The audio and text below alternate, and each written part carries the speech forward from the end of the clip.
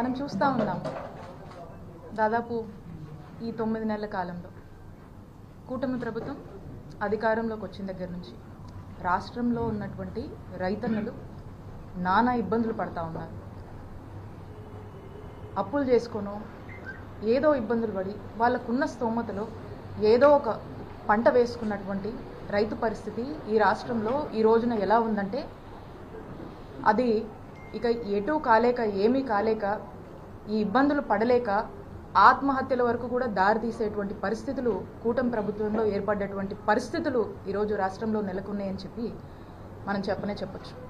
ఎందుకంటే ఈ రోజున మనం చూసినట్టయితే రైతు బాధ మనం వర్ణించలేనటువంటిది. ఈరోజు రైతుకు మనం చూస్తే జగనన్న ప్రభుత్వంలో రైతుకు మిర్చి పండిస్తే ఎంత వచ్చేదండి? 25,000 నుంచి 28,000 వరకు వచ్చేది. ఈ రోజున పరిస్థితి ఏంటి? 10,000 నుంచి 12,000 వరకు వస్తుంది. రైతు పరిస్థితి ఏంటండి?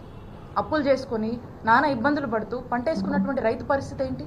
గతంలో చూసుకున్నట్టయితే జగనన్న ప్రభుత్వంతో పోలిస్తే ఇప్పుడు సగానికన్నా తక్కువ రేటు ఈరోజు రైతుకు అందుతుంది. ఏ పంట వేసుకున్నా సరే నష్టం.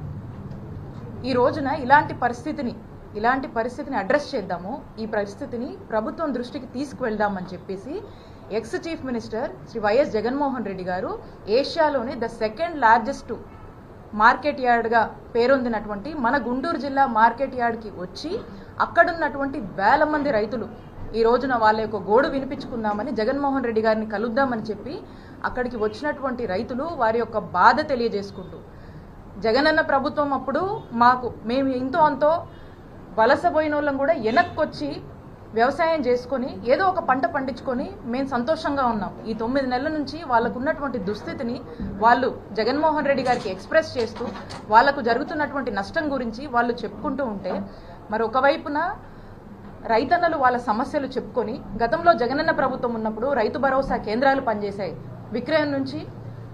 విత్తనం నుంచి విక్రయం వరకు కూడా మరి అలాంటి ఫెసిలిటీస్ ఒక సిస్టమ్ని తీసుకొచ్చి అవకాశాలు కల్పించి రైతుకు చేదోడుగా వాదోడుగా ఉన్నటువంటి జగనన్న ప్రభుత్వాన్ని కొనియాడుతూ ఈ రోజు ఉన్నటువంటి వాళ్ళ కన్నీటి గాథల్ని ఈరోజు జగన్మోహన్ రెడ్డి గారితో చెప్పుకుంటూ ఉంటే మరి ఈ కార్యక్రమాన్ని ముందుగానే ఇదొక ప్లాన్ చేసి ఈ కార్యక్రమం గురించి ఇక్కడ ఉన్నటువంటి ఆఫీసర్స్ అందరు నోటీసులు కూడా పెట్టి జగన్మోహన్ రెడ్డి గారు రైతులకు అండగా ఉండి వారి యొక్క బాధను ప్రభుత్వం దృష్టికి తీసుకువెళ్ళాలి, ప్రజలు సమస్యల్లో ఉంటే ఒక ప్రతిపక్ష నాయకుడిగా ఈరోజు జగన్మోహన్ రెడ్డి గారు గుంటూరుకు వస్తే ఏం జరిగిందంటే చూస్తున్నారు మీరందరూ.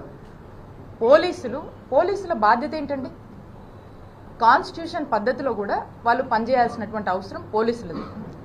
ఈరోజు కేవలం ఒక టీడీపీ పార్టీ కోసం పనిచేస్తున్నట్టుగా వాళ్ళ యొక్క వైఖరి ఈరోజు మనకు అర్థమైంది.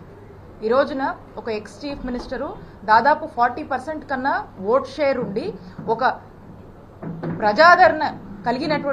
అత్యంత ప్రజాదరణ కలిగినటువంటి నాయకుడు ఒక పెద్ద పార్టీని రిప్రజెంట్ చేస్తూ ఈ రోజున గుంటూరుకు వస్తే కనీసము వారి యొక్క Z+ కేటగిరీ సెక్యూరిటీ అంటే ఏదైతే ఒక ప్రైవేట్ సెక్యూరిటీ అతనికి సంబంధించినటువంటి ఒక ఫిజికల్ సెక్యూరిటీ ఏదైతే పోలీసులు మినిమం ఇవ్వాల్సినటువంటి అవసరం బాధ్యత ఉందో అది కూడా ఈరోజు ఇయ్యనటువంటి పరిస్థితి.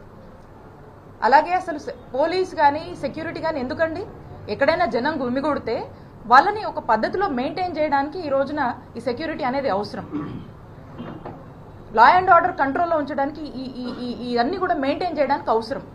ఒక విఐపి ఈరోజు వచ్చినప్పుడు Z+ కేటగిరీకి సంబంధించినటువంటి సెక్యూరిటీ ఇవ్వాల్సినప్పుడు కనీసం అతని గురించి కానీ ఏదైనా తొక్కిసలాటనో లేకపోతే ఏదైనా ఇంజురీ జరుగుతేనో లేదా సెక్యూరిటీ లేదని ఈరోజు మా లీడర్కి ఏదైనా హామ్ జరుగుంటే ఎవరిది రెస్పాన్సిబిలిటీ?